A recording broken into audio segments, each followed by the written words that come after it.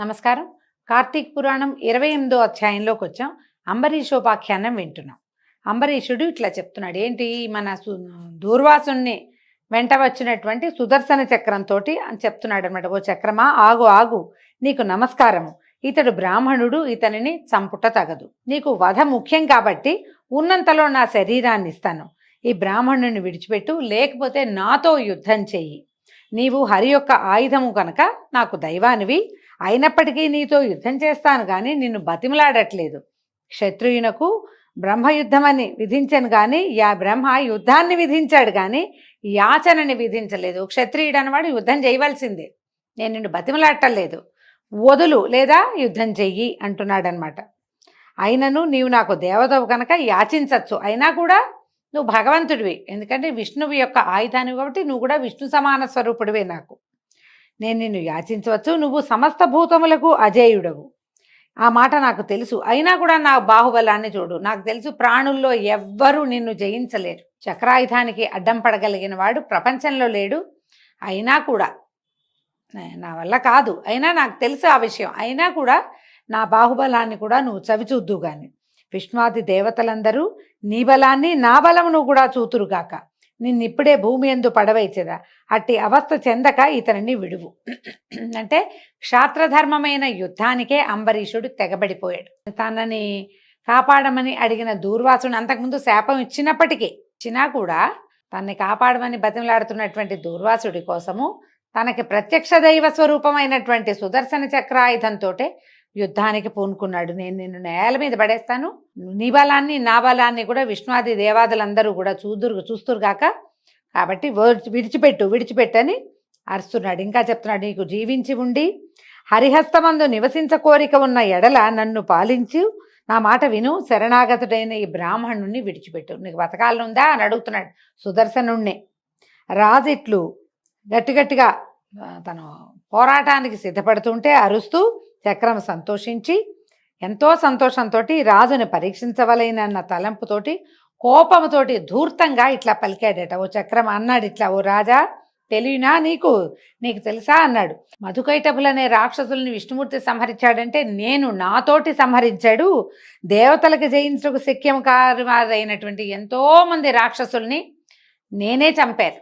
విష్ణువుతోటి విడవబడి నేను చంపాను, ఆ శక్తి అంతా నాదేని చెప్తున్నాడు అనమాట. కోపంతో కూడిన ఈ దూర్వాసుడి మొహం చూడ్డానికి ఎవడైనా సమర్థుడున్నాడా?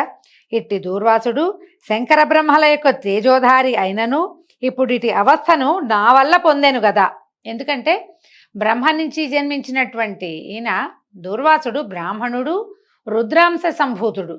2 తేజస్సులు ఉన్నాయి, బ్రహ్మ తేజస్సు, రుద్ర తేజస్సు 2 ఉన్నాయి. ఇప్పుడు చూడు ఇట్లా కాళ్ళు పట్టుకుని బతిమలాడే స్థితి వచ్చింది. అది నా వల్ల వచ్చింది. శంకరుని వలన క్షత్రియ సంహారకమైన తేజస్సు సంభవించింది. ఆ తేజస్సు నాకంటే అధికం కాదు, బ్రహ్మ తేజస్సు కూడా నాకంటే గొప్పది కాదు. అది కూడా నా చేత అనేక పర్యాయాలు అతిక్రమించబడింది. నేను ఎన్నిసార్లు బ్రహ్మ తేజస్సును కూడా తెగొట్టేశాను. శంకర బ్రహ్మల తేజోధారి అయిన దూర్వాసుడే ఇట్టి అవస్థను చెందితే కేవల శంకర తేజస్ సంభూత క్షత్రియ తేజోవంతుడివైన నీవు నాతో యుద్ధం చేయటానికి ఎట్లా సమర్థుడవుతావు? ఇది చూడండి ఎంత బాగా చెప్పారు. బ్రాహ్మణులు బ్రహ్మ తేజస్సు నుంచి జన్మించారు. వారి వంశాలన్నీ బ్రహ్మ తేజస్సుని, అందుకే బ్రాహ్మణులు అంటారు. క్షత్రియులు రుద్రాంశ సంభూతులు, శివుని నుంచి పుట్టినటువంటి క్షాత్ర తేజస్సు నుంచి పుట్టిన వాళ్ళు అనమాట. ఏం చెప్తున్నాడు, ఈ దూర్వాసుడు 2 తేజస్సులు కలిగి ఉన్నవాడే ఇటకు నేల మీద కూర్చున్నాడు. నన్ను వదిలిపెట్టు బాబోయ్ అని బతిమలాడుకుంటూ. నీకొక్క తేజస్సే ఉంది, నువ్వు కేవలం రుద్రాంశ నుంచి వచ్చినటువంటి క్షాత్ర తేజస్సు నుంచి పుట్టినవాడివి. నువ్వు నన్నేం చేస్తావు? నువ్వు నన్నేం చేయలేవు. క్షేమం కోరినవాడు బలవంతుడితో సంధి చేసుకోవాలి అని ఇలా చెప్పబడింది. న్యాయం అది. అయితే నువ్వు మూర్ఖత్వాన్ని అవలంబించి నాతో యుద్ధానికి సన్నద్ధుడివయ్యావెందుకు? నువ్వు హరిభక్తుడివని నేను నిన్ను సహిస్తున్నాను, కాబట్టి దూరంగా పో, ప్రాణాలని వృధాగా పోగొట్టుకోవద్దు అని సుదర్శన ఆయుధం ఉరుములాంటి కంఠంతో చెప్పాడట ఆయన. సుదర్శనుడు చెప్పేసరికల్లా అంబరీషుడు కళ్ళెర్ర చేస్తూ ఇట్లా అన్నాడట, ఓ చక్రమా, నీవు నా దేవునకు ఆయుధమైతివని నిన్ను బాణముల చేత 100 ఖండాలుగా కొట్టలేదు. నీవు క్షత్రియ ధర్మాన్ని అవలంబించి నాతో మాట్లాడుతున్నావు గనక ఇక ముందు నీకు ఆ గర్వం ఉండదు. నీకేం క్షాత్రాన్ని నేను ఉంచనన్నాడు. నీ గర్వాన్ని నశింపజేసే బాణాలు నా చేతిలో ఉన్నాయి. నేను బ్రాహ్మణుల యందును, దేవతల యందును, స్త్రీల యందును, జ్ఞాతుల యందును, గోవుల యందును బాణములు వదలను.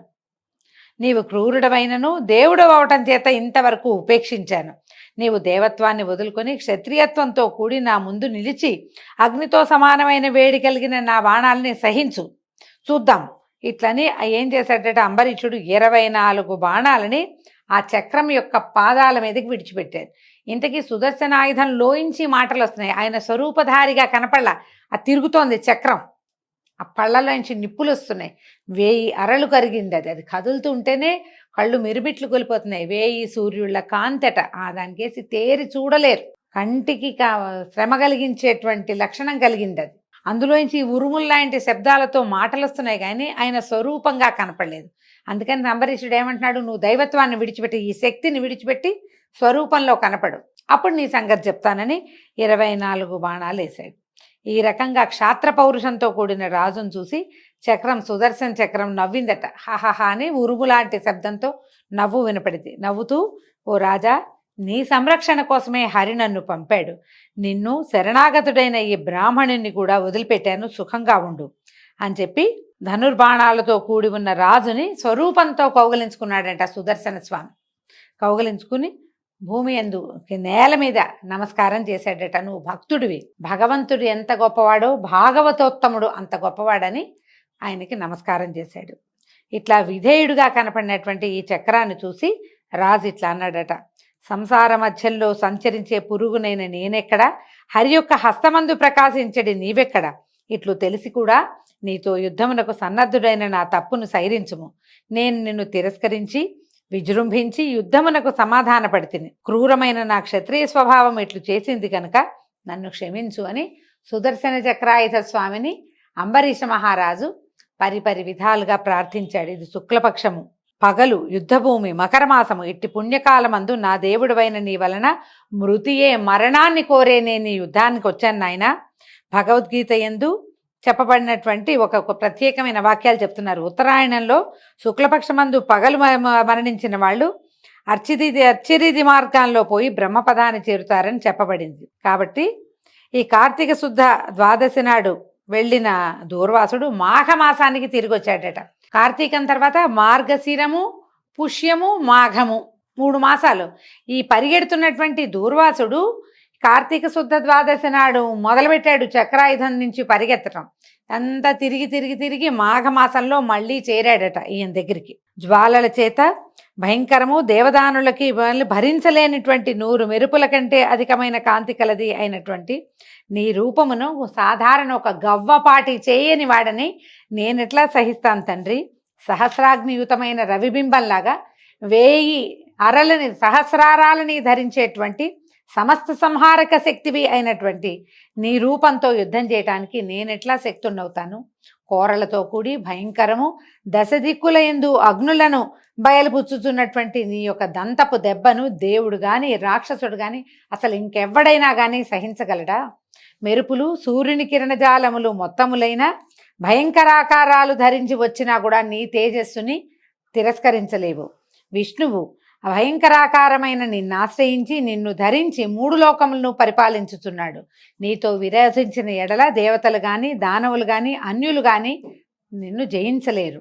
దైత్యులను చంపవాడవు, భక్తులను పాలించువాడవు, విష్ణువు యొక్క కాంతి చేత ప్రకాశించుతున్నవాడవు, ప్రాణ గమన కష్టమును హరించువాడవు అయినటువంటి నీకు పరిపరి విధాలా నమస్కారం చేస్తానని ఆ సుదర్శన చక్రాయుధాన్ని ఎన్నో విధాలుగా ప్రార్థించాడు అంబరీషుడు. నిన్ను గెలుద్దామని కాదు, నీ చేతిలో సంహరింపబడదామని యుద్ధానికి వచ్చాను తండ్రి.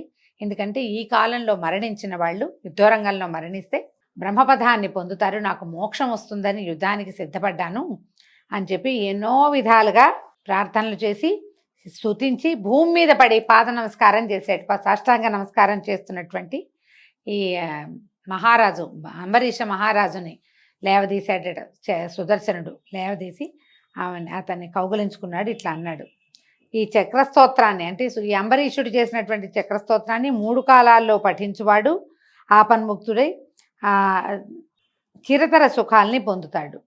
కలియుగంలో ఈ అధ్యాయాన్ని ఒక్కసారైనా వినేవాళ్ళు అనేక భోగాలు పొంది మోక్షాన్ని పొందుతారని ఇది సుదర్శన చక్రాయుధ స్వామి కాదు, అత్రి మహాముని అగస్త్య సంవాదంలో చెప్పబడిందనమాట. ఆయన భక్తుడికి ప్రాణదానం చేసినటువంటి భగవంతుడి యొక్క ఆయుధం. ఈ భక్తుడు తనిచ్చిన మాట కోసం మరణించటానికి కూడా సిద్ధపడ్డాడు. ఇలాంటి ఒక కథని మనం ప్రతి సంవత్సరము ఒక్కసారైనా వినాలి. ఒక జీవితంలో ఒకసారి వింటే చాలంటున్నారు. ప్రతి సంవత్సరము ఏటా కార్తీక పురాణంలో ఇది కనపడుతుంది. ఈ రకంగా అంబరీషుణ్ణి చక్రాయుధ స్వామి రక్షించి అతనికి శరణిచ్చి, నిన్ను నేనేం చేయను, బ్రాహ్మణుణ్ణి నేనేం చేయను అని చెప్పేసి మళ్ళీ విష్ణు సన్నిధానానికి వెళ్ళిపోయాడండి. దీంతో 28వ రోజు పారాయణ పూర్తయింది. రేపు ఉదయం 29వ రోజు పారాయణలో మళ్ళీ కలుసుకుందాము. నమస్కారం.